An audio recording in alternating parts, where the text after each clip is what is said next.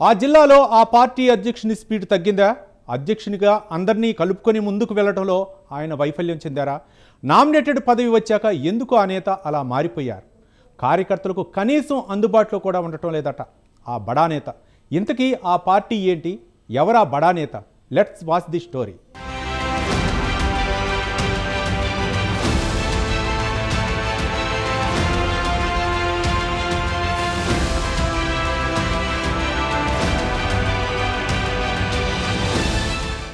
రెండు 2019లో రాష్ట్ర వ్యాప్తంగా ఫ్యాను గాలి వీస్తే పశ్చిమ గోదావరి జిల్లాలో ఉండి నియోజకవర్గంలో మాత్రం సైకిల్ స్పీడ్ ఏమాత్రం తగ్గలేదు. ఇక్కడి నుంచి పోటీ చేసిన మంతెన రామరాజు విజయం సాధించారు. 2024లో మాత్రం పెద్ద పొలిటికల్ డ్రామానే ఈ నియోజకవర్గంలో జరిగింది.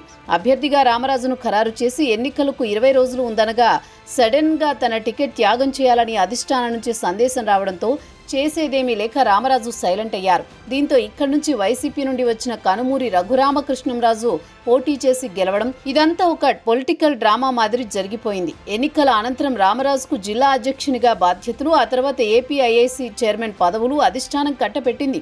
నామినేటెడ్ పదవి వచ్చాక ఆయన అసలు జిల్లాలోనే కాదు నియోజకవర్గంలో కూడా అందుబాటులో ఉండడం లేదనేది పెద్ద టాక్. కనీసం జిల్లా అధ్యక్షుని బాధ్యతలు చేపట్టాక జిల్లాలో తనదైన శైలిలో ఒక్క సమావేశం పెట్టకపోవడం గమనార్హం.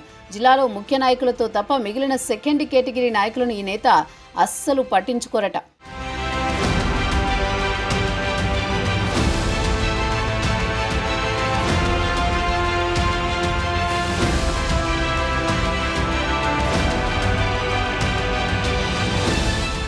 రామరాజుకు ఏపీఐఏసీ నామినేటెడ్ పదవి వరించింది. ఆ తర్వాత అసలు జిల్లాలో ఉన్న టీడీపీ కేడర్ ఎవరికీ అందుబాటులో ఉండడం లేదని ప్రచారం జరుగుతోంది.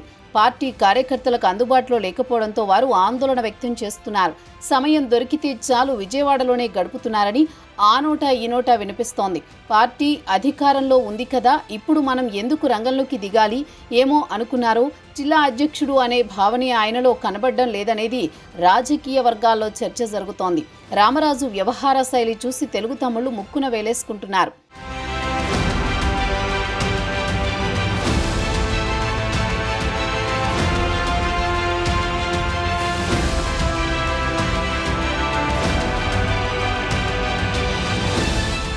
మరోవైపు ఆయన అసలు జనాల్లో ఉండట్లేదని పొలిటికల్ సర్కిల్స్లో హాట్గా చర్చ సాగుతోంది. దీంతో పార్టీ శ్రేణులు రోజురోజుకు డీలా పడుతున్నారు. పార్టీ పరిస్థితి ముందెన్నడూ లేని విధంగా దిగజారిపోవడంతో కలవరపడుతున్నారు.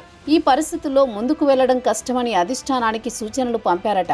ఈ పరిస్థితుల్లో ఉండి నియోజకవర్గంలో టీడీపీ పరిస్థితి అధ్వాన్నంగా మారిందని పొలిటికల్ అనలిస్టులు అభిప్రాయం వ్యక్తం చేస్తున్నారు. దాంతో ఉండి తెలుగుదేశం పరిస్థితి ముందు నుయ్యి వెనుక గొయ్యిలా తయారైంది. పార్టీని, పార్టీ శ్రేణులను గాడిలో పెట్టే ఒక్క నాయకుడు కూడా జిల్లాలో అందుబాటులో లేకపోవడంతో ఎవరికి వారే ఇతర పార్టీల్లో ఉన్న అవకాశాలను వెతుక్కునే పనిలో ఉన్నారట.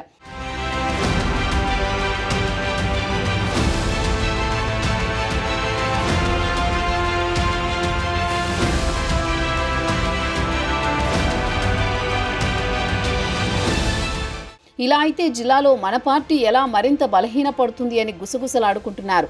రానున్న రోజుల్లో కూడా రామరాజు వ్యవహారం ఇదే మాదిరి ఉంటే పార్టీకి గడ్డుకాలమే అంటున్నారు రాజకీయ విశ్లేషకులు. ఇప్పటికైనా ఆయన శైలి మార్చుకుని పార్టీ బలోపేతానికి కార్యకర్తలకు అందుబాటులో ఉంటారా, లేదా ఇదే పంథా కొనసాగిస్తారా? దీని మీద సైకిల్ పార్టీ అధిష్టానం ఎలా రియాక్ట్ అవుతుందో చూడాలి మరి.